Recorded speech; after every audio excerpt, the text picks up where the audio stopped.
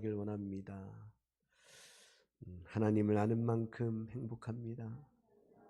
자유롭습니다. 풍성한 삶을 살게 됩니다. 옆에 있는 분에게 한 번 더 고백합시다. 감사합니다. 감사합니다.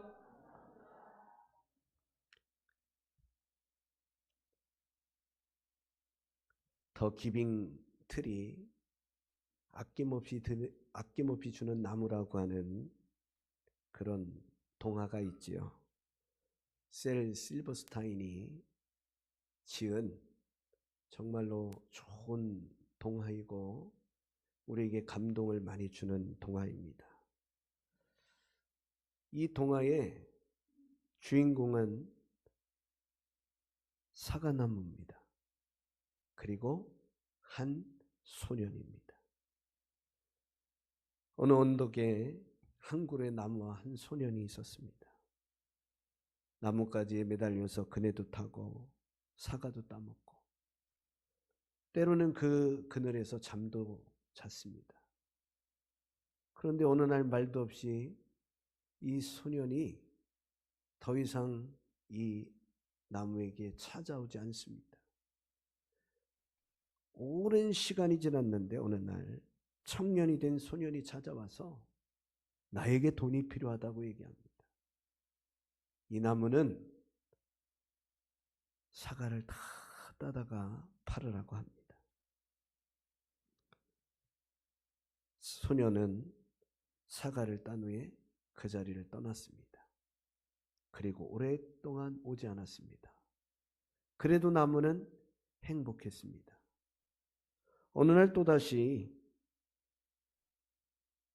이제 나이가 더 많이 먹은 이 소년이 찾아왔습니다. 여행을 가고 싶다고 합니다. 배 한 척을 마련해 달라고 합니다. 자신의 모든 나무와 가지를 잘라다가 배를 만들려고 했습니다.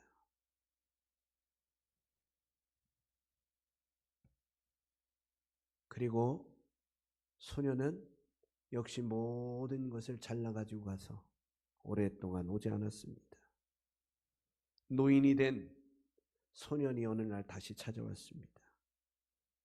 너무나도 피곤하고 힘들어서 자신이 앉을 의자가 필요하다고 합니다.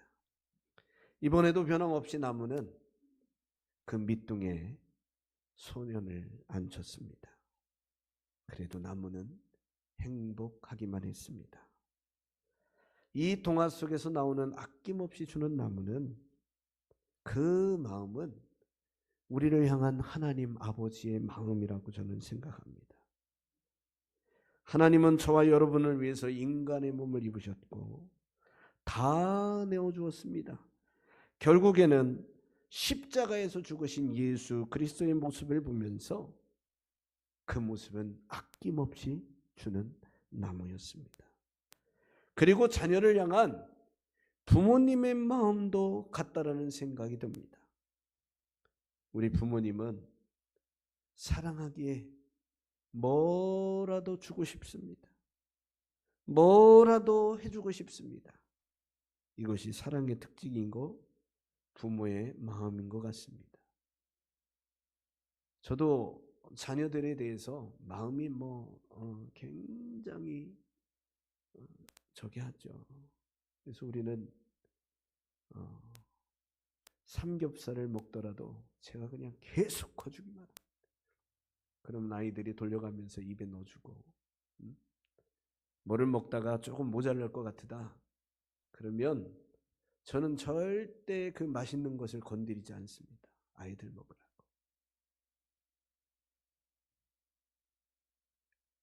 제가 지난번에도 한번 말씀을 드렸는데 이제 아이들이 시집을 가고 장가를 가니까 마음이 더 이렇게 그런 생각이 드는 것 같습니다. 참으로 하나님은 은혜 주셔서 매 주일마다 함께 여기 와서 예배를 드리니까 너무나도 좋고요. 또 그러면서 깨달은 바가 있습니다. 나의 아버지도 나의 어머니도 나의 엄마도 날 그렇게 키워주셨지 하는 생각도 더 깊게 제 마음속에 찾아오곤 합니다. 나이가 자꾸 들어간다는 얘기겠죠. 자, 어쨌든 간에 부모님의 사랑도 아낌없이 주는 나무입니다. 오늘은 어버이 주일입니다. 사실 효라고 하는 주제는 우리 자녀들에게는 약간 부담스러운 주제예요. 왜? 잘하고 싶어도 최선을 다해 효를 다하지 못하기 때문에. 또 사고도 많이 치잖아요, 우리가. 중간중간 사고 쳐서 부모님들 힘들게 하고 속상하게 하고 어렵게 하고 그런 일도 많잖아요. 그래서 이 효라고 하는 이 단어에 대해서 많은 사람들이 그렇게 자유롭지 않은 것 같습니다. 이 효는 윤리적인 의무를 뛰어넘어서 우리 하나님이 저와 여러분들에게 명령하셨습니다. 내 부모를 공경하라. 내 부모를 사랑하라. 내 부모를 존경하라. 이것은 하나님의 명령입니다. 출애굽기 20장 3절로 17절에는 시내산에서 모세가 출애굽 1세대인 이스라엘 백성들을 위해서 10계명을 받았는데 그 내용이 기록이 되어져 있죠. 그리고 신명기 5장 11절로 21절은 10계명을 다시 출애굽 2세대들에게, 출애굽기는 출애굽 1세대들에게 10계명을 주었던 말씀이고, 신명기는 출애굽 2세대들에게 다시 한번 이 10계명의 말씀을 전하면서 하나님을 잘 섬기고 부모님을 잘 섬기고 이웃 간에 잘 살라고 명령하고 선포하고 가르친 내용입니다. 자, 이 10계명 가운데 대인관계, 사람의 관계의 첫 번째 계명은 뭐나? 내 부모를 공경하라. 뭐라고요? 내 부모를 뭐하라? 공경하라. 내 부모를 공경하라입니다. 부모 공경은 그리스도인뿐만 아니라 모든 인류에게 공통적으로 적용되는 그런 계명이죠. 10계명의 다섯 번째 계명의 내용은 출애굽기 20장 12절입니다. 함께 읽도록 하겠습니다. 내 부모를 공경하라. 그리하면 내 하나님 여호와가 내게 준 땅에서 내 생명이 길리라. 부모를 공경하라. 부모를 뭐하라? 공경하라. 그런데 공경하라 이걸로 끝나지 않았어요. 대가가 있어요. 복이 있어요. 부모를 공경하면 어떻게 된다? 내 생명이 길리라. 사람에게 제일 소중한 게 뭘까요? 목숨 아닙니까? 생명. 생명이 여러분 사람에게 제일 소중한 거예요. 이제 오늘 아침에 저희 고모님이 소천하셨다고 전화가 왔어요. 며칠 전에 제가 이제 방문했다고 그랬잖아요. 가서 기도해드리고 그랬는데 생전 교회 한 번 안 간 아들이 전화해서 형님 엄마를 위해서 기도해 주세요 하면서 울컥울컥 하면서 울면서 전화를 했어요. 빨리 와주세요. 그래 빨리 갔어요. 금요일 날 바로 이제 소천하실 것 같아서 갔는데 제가 봤을 때는 뭐 바로 소천하실 것 같지는 않고 어쨌든 기도를 해드리고 왔어요. 근데 이제 오늘 아침에 이제 소천하셨다고 연락이 왔습니다.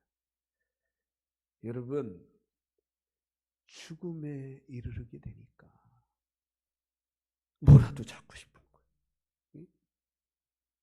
얘는 종교가 없거든요. 그런데 뭐라도 잡고 싶은 거예요. 조카들이 얘기해요. 아니 삼촌 종교 없잖아. 그랬더니 하는 얘기가 야 위급할 때는 신을 찾는 거야. 위급할 때는 하나님을 찾는 것입니다. 우리 인간의 본성 속에 그게 있다니까요. 사랑하는 성도 여러분, 오늘 저와 여러분들 1계명부터 4계명까지 하나님과의 관계의 계명, 그리고 5계명부터 10계명까지 사람과의 관계의 계명입니다. 여호와 하나님께서 내 부모를 공경하라. 부모를 공경하는 것은 하나님을 공경하라라고 하는 단어하고 똑같은 단어예요. 같은 단어입니다. 즉 하나님을 공경하듯 부모를 공경하라. 부모를 공경하듯 하나님을 공경하라. 이겁니다. 우리가 이 원리를 잘 지켜야 돼요. 믿음 생활 잘할수록 효를 다해야 되고요. 효를 다할수록 하나님을 사랑해야 할 줄로 믿습니다. 요한복음 19장 26절 27절에 예수님이 십자가에 달려서 처절한 고통 중에서도 제자들에게 이렇게 말씀하고 있습니다. 우리 함께 제가 읽어드리겠습니다. 제가 그냥 말씀드리겠습니다. 제자들에게 내 어미라 그러면서 제자들에게 어머니 마리아를 부탁하는 그런 모습이 나옵니다. 예수님께서 말씀하신 효의 모습을 깊게 우리가 생각해 보아야 하는 것입니다. 여러분 그렇습니다. 예수님은 철저히 죽으시는 십자가의 고통 중에서도 육신의 어머니 마리아를 보는 거예요. 그래서 제자들에게 내 어미라 너희들이 잘 보살펴드려라. 33세의 젊은 나이에 예수님의 삶을 마감하면서 우리 예수님은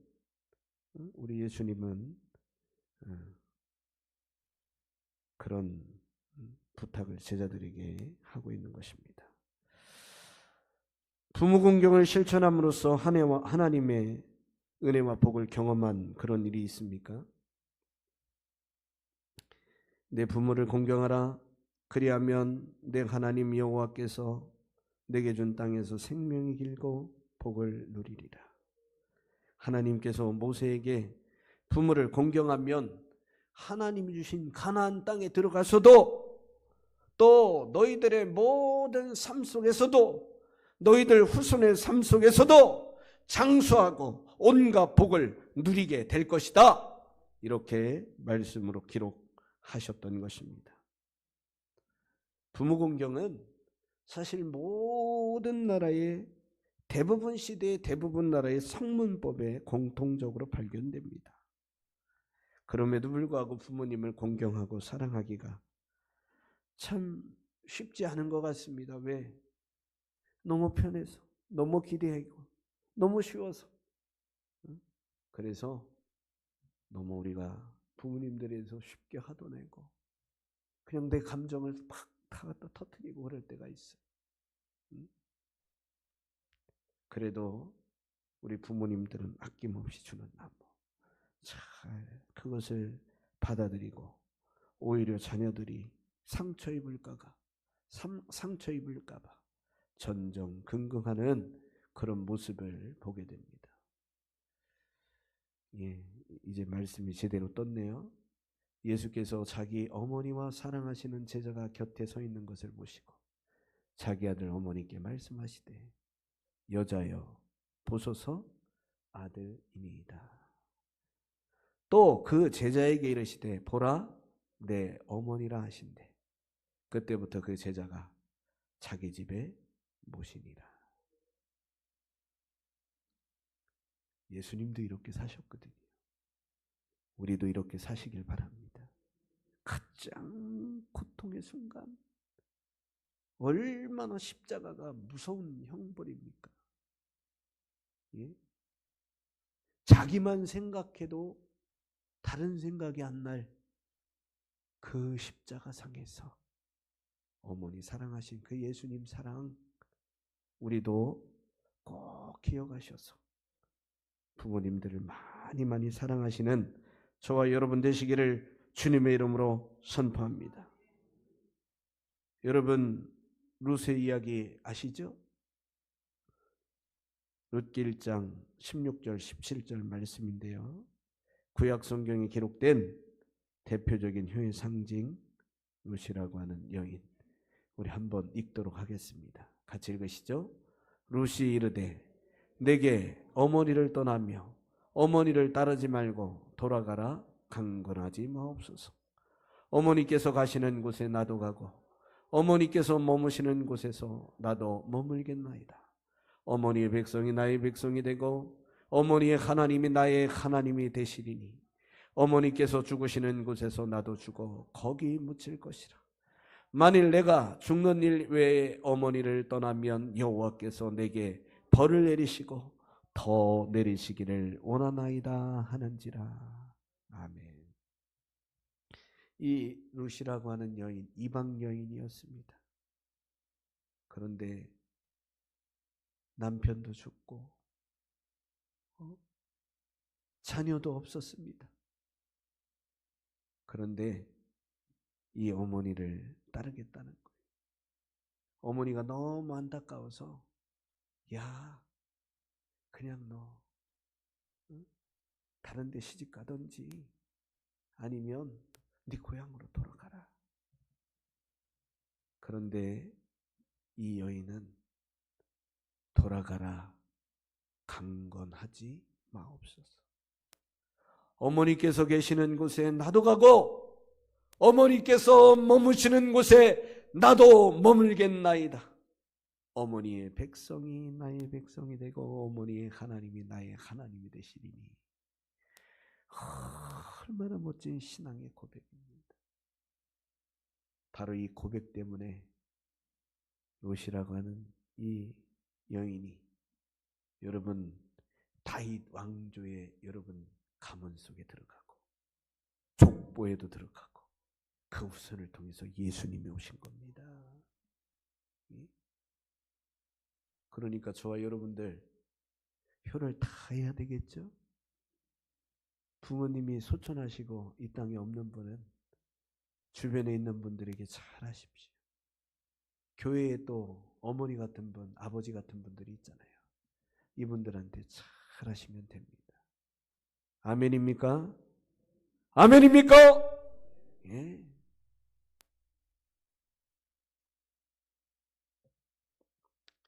남편도 죽고 자녀도 죽고 그래도 시어머니 나오미를 따라서 고국 모압을 떠나 타국 베들레헴으로 발걸음을 옮겼던 이 실패한 여인이 결국은 가장 성공한 여인이 된 줄로 믿습니다.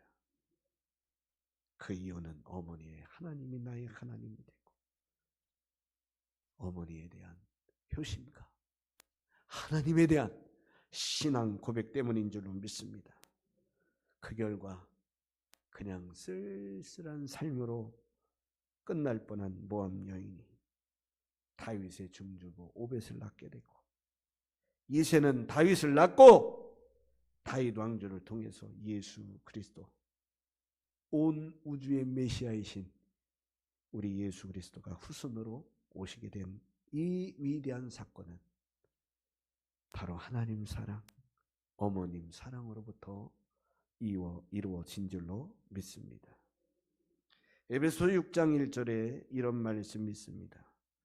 6장 1절로 3절입니다. 같이 읽으시죠. 자녀들아 주 안에서 너희 부모에게 뭐하라? 순종하라. 순종은 요거는 하고 저거는 안 하고가 아니라 다 하는 거예요. 복종과 비슷한 의미죠. 2절 읽습니다. 내 아버지와 어머니를 공경하라. 이것은 약속 있는 첫 계명이니. 요 대목이 나올 때 아버지들이 굉장히 좋아한대. 왜냐하면 다른 데는 거의 다 어머니만 나오는데 여기에는 누가 나와요? 아버지도 나와요. 아버지. 구체적으로. 그래서 에베소서는 우리 아버지들도 좋아한대요. 믿거나 말거나. 자, 이로써 내가 어떻게 돼요? 잘 되고 땅에서도 뭐하라? 장수하리라. 제가 생명이 제일 귀하다고 그랬잖아요. 근데 잘 될 뿐만 아니라 생명이 길어요. 장수예요. 여러분 장수하는 게 다 복은 아니에요. 너무너무나도 어려운데 장수해. 그것도 골치야. 그것도 힘들어요. 예? 그러니까 잘 되고 장수 두 가지가 다 있잖아요. 그럼 얼마나 좋은 거예요. 예? 그러고 나중에는 어디가? 천국 가잖아요. 얼마나 좋아요. 누구에게? 부모에게 순종하는 사람, 아버지 어머니를 공경하는 사람에게 이런 복을 주신다는 것입니다. 믿습니까? 믿습니까? 내 부모를 공경하라고 하면서 너를 낳은 어미를 기쁘게 하라라고 하는 말씀이 있습니다. 잠언 23장 25절에 보면 내 부모를 즐겁게 하며 너를 낳은 어미를 기쁘게 하라 이런 말씀이 있습니다. 제가 늘 어버이 주일마다 꼭 여러분들에게 들려주는 그런 편지 내용인데요. 다시 한번 읽어보겠습니다. 사랑하는 아들, 딸들아, 언젠가 부모인 내가 늙고 약해져서 예전 같지 않는 모습이 되더라도 조금만 이해해주고 따뜻하게 대해주렴. 밥을 흘리고 옷을 더럽히거나 혼자 옷을 잘 입지 못할 때, 너희가 어렸을 때 우리가 밤낮으로 먹이고 입히고 돌보았던 시간들을 떠올려주면 좋겠다. 우리가 같은 말을 반복하고 또 하더라도 귀찮아하지 말고 끝까지 들어주렴. 너희가 어릴 때 좋아하는 이야기를 수없이 반복해서 들려주며 재워주었던 것처럼 말이다. 또 다리에 힘이 없어 잘 걷지 못하게 되면 손을 내밀어 주렴. 너희가 처음 걸음마를 시작할 때 넘어질까 봐 두 손 붙잡고 함께 걸어주었던 것처럼 말이다. 우리가 부모로서 살아오면서 부족함도 많았다. 실수도 많았다. 하지만 우리는 너희에게 가장 좋은 것을 주고 싶었고 사랑으로 최선을 다해 살아봤다. 언젠가 너희도 그 마음을 이해하게 될 거라 생각한다. 사랑한다, 내 딸아. 사랑한다, 내 아들들아. 너희는 우리 삶의 가장 큰 기쁨이고 보람이었단다. 우리 부모님들은요, 저와 여러분 사랑하는 모습만 봐도 그것이 가장 삶의 기쁨이고 가장 큰 훈장이고 가장 큰 열매인 줄로 믿습니다. 오늘 저와 여러분들 2026년 어버이 주일 더 많이 누군가를 세워주고 위해주고 특별히 부모님에게 대해서 특별히 연로하신 분들에 대해서 여러분 그런 효의 마음을 가지고 있길 바랍니다. 여러분 교인들은 성도들은 같은 식구잖아요. 식구니까 여러분 나보다 다 위에는 형님이고 누나고 오빠고 그 다음에 부모님 뻘은 엄마고 아빠고 할머니 할아버지 뻘은 할아버지고 할머니인 줄 믿습니다. 아멘. 그런 마음으로 우리 사랑하는 성도들을 잘 섬겨주시길 바랍니다. 우리 교회도 80이 넘은 분 두 분이 있습니다. 90이 넘은 우리 김옥순 권사님, 또 80이 넘은 김관순 권사님, 또 이제 조금 있으면 이렇게 하시는 연배 되신 분들이 있습니다. 우리 그분들을 잘 위해주고 섬겨줄 수 있기를 주님의 이름으로 선포합니다. 주님의 이름으로 선포합니다. 여러분 그렇습니다. 부모님의 사랑은 계산하지 않는 사랑입니다. 자녀를 위해 자신의 것을 내어주면서 생색내지 않습니다. 끝까지 기다려주고 품어주는 사랑입니다. 우리는 그 사랑 속에서 자라왔고 지금의 모습으로 살아가는 것입니다. 하나님께서 우리에게 부모님을 통해 사랑과 돌봄을 경험하게 하셨듯이, 그래서 부모를 공경하는 일은 단순한 인간의 도리가 아니라 하나님에 대한 믿음의 표현인 줄로 믿습니다. 부모님께 드리는 작은 관심과 따뜻한 말 한마디, 함께하는 그런 시간들, 그런 모습들이, 그런 순종의 모습들이 하나님을 더 기쁘시게 하고 부모님을 더 기쁘시게 할 줄로 믿습니다. 세월이 흐를수록 부모님들은 점점점 약해져 가고 다리의 힘도 빠져가고 허리도 굽어져 갑니다. 아니, 먹는 것까지도, 드시는 것까지도, 그렇게 맛있게 드셨던 음식도 입이 쓰다고 드시지 못할 때가 종종 있습니다. 그런데 부모님들이 우리에게 가지고 있는 사랑은 시간이 더 들어도 줄어들지 않습니다. 이제 우리가 그 사랑에 응답해야 할 시간입니다. 늦기 전에 사랑한다라고 말하고 살아계실 때 더 자주 찾아뵙고 더 많이 공경하며 섬기는 삶이 되기를 주님의 이름으로 선포합니다. 효를 행함으로 이방 여인 룻이 받았던 위대한 복, 예수님이 우리에게 모범부이시며 선포하고 선언하셨던 어머니 마리아를 제자들에게 부탁하신 그 복이, 그 효가 우리들에게 있길 바랍니다. 오늘 내 부모를 공경하라고 하는 하나님 말씀 실천해서 우리 가정이 더 행복해지고 우리 가정이 더 건강해지고 다음 세대 아이들에게도 정말로 믿음이 이어지고 사랑이 이어지고 효가 이어지고, 그래서 하나님이 주신, 하나님이 약속하신 그 은혜와 복이 넘치는 모든 가정, 저와 여러분들 되시기를 주님의 이름으로 선포합니다. 주님의 이름으로 선포합니다. 우리 함께 찬양합니다. 우리 옆에 있는 분들 손을 한번 꽉 잡으셨으면 좋겠습니다.